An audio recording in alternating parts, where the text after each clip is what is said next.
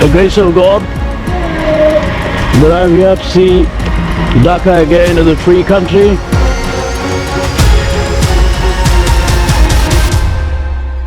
পাপা tiger খ্যাত মুক্তিযুদ্ধের প্রধান সেনাপতি ও মুক্তিবাহিনীর সর্বাধিনায়ক জেনারেল মোহাম্মদ আতাউল গনি ওসমানীর মৃত্যুবার্ষিকী আজ সোমবার।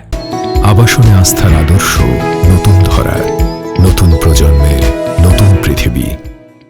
1984 সালের আজকের এই দিনে তিনি মৃত্যুবরণ করেন। শুধু মুক্তিযুদ্ধে তার অবিস্মরণীয় অবদানই তার পরিচায়ক নয়, সমগ্র ভারতবর্ষে মেট্রিক পরীক্ষায় প্রথম হবার মতো বিরল কৃতিত্ব নিয়ে তুখোড় মেধার স্বাক্ষর রেখেছিলেন তিনি। জেনারেল ওসমানীর জন্ম 1918 সালের 1 সেপ্টেম্বর বাবার কর্মস্থল সুনামগঞ্জে, তার গ্রামের বাড়ি সিলেটের বালাগঞ্জে। শৈশবে ওসমানীর প্রাথমিক শিক্ষা শুরু হয় পরিবার থেকেই। কোনো স্কুলে ভর্তি না হয়ে ঘরে বসেই তার বিদুষী মায়ের অনুশাসন এবং যোগ্য গৃহশিক্ষকের তত্ত্বাবধানে বাংলা ও ফার্সি ভাষায় ওসমানী প্রাথমিক শিক্ষা লাভ করেন। 1929 সালে 11 বছর বয়সে ওসমানীকে আসামের গৌহাটির কটন স্কুলে ভর্তি করা হয়। কটন স্কুলে পড়াশোনা শেষ করার পর মায়ের ইচ্ছায় 1932 সালে সিলেট সরকারি পাইলট স্কুলে নবম শ্রেণীতে ভর্তি করা হয়। এই স্কুল থেকে 1934 সালে প্রথম বিভাগে মেট্রিক পাশ করেন ও সমগ্র অখণ্ড ভারতবর্ষে প্রথম স্থান অধিকার করেন। পাশাপাশি তিনি ইংরেজিতে কৃতিত্বের জন্য প্রিটোরিয়া অ্যাওয়ার্ড লাভ করেন। 1934 সালে তিনি উচ্চশিক্ষার্থে আলিগড় মুসলিম বিশ্ববিদ্যালয়ে ভর্তি হন। আলিগড় বিশ্ববিদ্যালয় থেকেই তিনি 1936 সালে আইএ পাশ করেন। 1938 সালে বিএ পাশ করেন। 1939 সালের ভূগোলে এমএ প্রথম পর্ব পড়ার সময় ব্রিটিশ ভারতীয় সেনাবাহিনীতে যোগদান করেন। ছাত্র হিসেবে সবসময় ওসমানী অত্যন্ত মেধাবী ছিলেন। বিশ্ববিদ্যালয়ের বিভিন্ন ক্ষেত্রে তিনি দক্ষতার পরিচয় দেন। ন্যায়পরায়ণতা, শৃঙ্খলা এবং কর্তব্যপরায়ণতা নিয়ে তার চারিত্রিক গুণাবলী বিশেষভাবে সকলের দৃষ্টি আকর্ষণ করে। ছাত্র জীবনেই ওসমানীর মধ্যে ব্যক্তিত্ব ও নেতৃত্বের ছাপ ফুটে ওঠে। যোগ্যতার স্বীকৃতি হিসেবে তিনি বিশ্ববিদ্যালয়ের ইউওটিসির সার্জেন্ট নিযুক্ত হন। ওসমানী 1939 সালে জুলাই মাসে ব্রিটিশ ভারতীয় সেনাবাহিনীতে যোগদান করেন।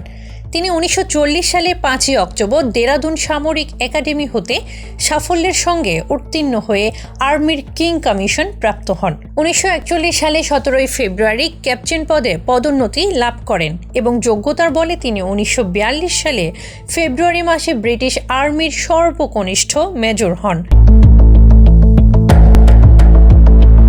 মাত্র 23 বছর বয়সে একটি ব্যাটালিয়নের অধিনায়ক হয়ে নজিরবিহীন রেকর্ড সৃষ্টি করেন। দ্বিতীয় বিশ্বযুদ্ধে 1943 সাল থেকে 1945 সাল পর্যন্ত বার্মার রণাঙ্গনে স্বতন্ত্র যান্ত্রিক পরিবহনে এক বিশাল বাহিনীর অধিনায়কত্ব দায়িত্ব পালন করেন।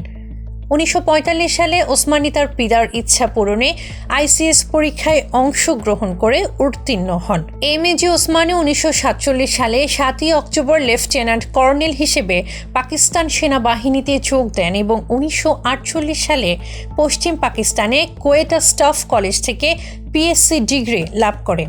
তাকে 1955 সালে 12 ডিসেম্বর পাকিস্তানের সেনা সদর অপারেশন পরিদপ্তরে জেনারেল স্টাফ অফিসার নিয়োগ করা হয়। এখানে তাকে 1956 সালে 16 মে কর্নেল পদে পদোন্নতি দিয়ে ডেপুটি ডাইরেক্টরের দায়িত্বে নিয়োগ করা হয়। এই সময় আন্তর্জাতিক সংস্থা সিয়াচো ও সেন্টোতে ওসমানী পাকিস্তান বাহিনীর প্রতিনিধিত্ব করেন। 1965 সালে পাক ভারত যুদ্ধে ওসমানীর দক্ষতার সঙ্গে ডেপুটি ডাইরেক্টর অব মিলিটারি অপারেশনের দায়িত্ব পালন করেন। পাকিস্তান সেনাবাহিনীতে কর্নেল পদে কর্মরত থাকাকালীন ওসমানী একজন স্বাধীন চেতা বাঙালি সেনা কর্মকর্তা হিসেবে পরিচিত ছিলেন। 1967 সালের 16 ফেব্রুয়ারি কর্নেল পদে থাকা অবস্থায় অবসরে যান ওসমানী।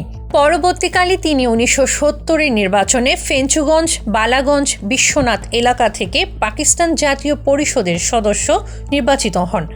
মুক্তিযুদ্ধ শুরু হলে অসামান্য কৃতিত্ব প্রদর্শন করেন ওসমানী। মুক্তিবাহিনীর প্রধান হিসেবে পালন করেন অতুলনীয় ভূমিকা।